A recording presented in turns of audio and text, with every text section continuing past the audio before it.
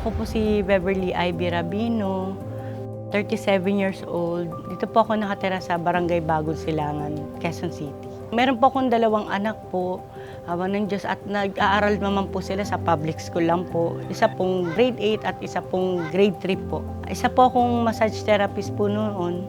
At hanggang ngayon po, nagpe-freelance din po ako. Hindi naman po araw-araw po talaga may nagpapamasahe. Kaya malaking tulong po talaga itong tindahan po na ibigay po sa akin tulong. Dahil para po kahit pang araw-araw po, meron po kami pang gastos po sa pangkain, pambaon po ng mga anak ko.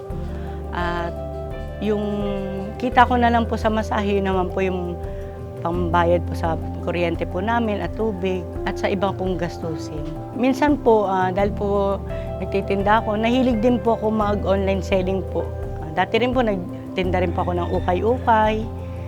Mahilig din po ako minsan makiusap po sa isang negosyante na umaangkat po ako. Wala po akong puhunan, pero pag nabebenta ko po siya, nire-remit ko lang po. Yung tubo po, pag naipon ko naman po, malaking tulong din po sa amin.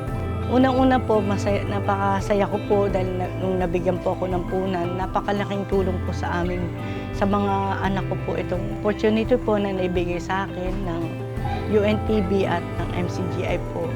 Sobrang nagpapasalamat po talaga ako kahit hindi po nila ako gaano kakilala. Hindi po sila nagdalawang isip po na natulungan po ako. Noong una po, hindi ko po alam kung sobrang saya ko po, tinitigan ko lang po sila lahat. Hindi ko pa alam, pero sabi ko po talaga, palalaguin ko po to kasi ito na po yung parang panibagong buhay, panibagong opportunity po para sa akin. Binigay po ng Panginoon. Sobrang nabuhayan po talaga ulit ako. Nagkaroon po ako ng chance po para po mangarap ulit. At yun, awa ng Diyos po at sisikapin ko pong mapalago po kahit papano po yung naibigay po sa akin. Para po kahit papano po, pwede rin po ako makatulong po sa iba pagdating po ng araw. Sobrang laki po ng tulong po na nagawa po sa amin kasi tulad po dati, yung pangkain pa lang po namin. Nagtitipid po kami ng anak ko. Hindi po kami nakakabili ng yung gusto po nila, hindi ko po naibibigay. Sakto lang po makakain po kami ng kanin, ulam. Pero ngayon po, naibibigay ko na po paunti-unti yung mga gusto po nilang kainin, gusto po nilang bilhin. Kahit pa paano po, naibibigay ko na po sa kanila. Nakikita ko na pong masaya yung mga anak mo. Nabibigyan ko na po sila ng pangangailangan po nila. Kahit pa unti-unti, hindi man po ganun kalaki po. Pero malaking bagay na po yung nakikita ko po silang masaya. Sa tulad ko po na halos nawala na po ng pag-asa sa buhay. Huwag lang po kayong sumuko. Manalangin lang po kayo.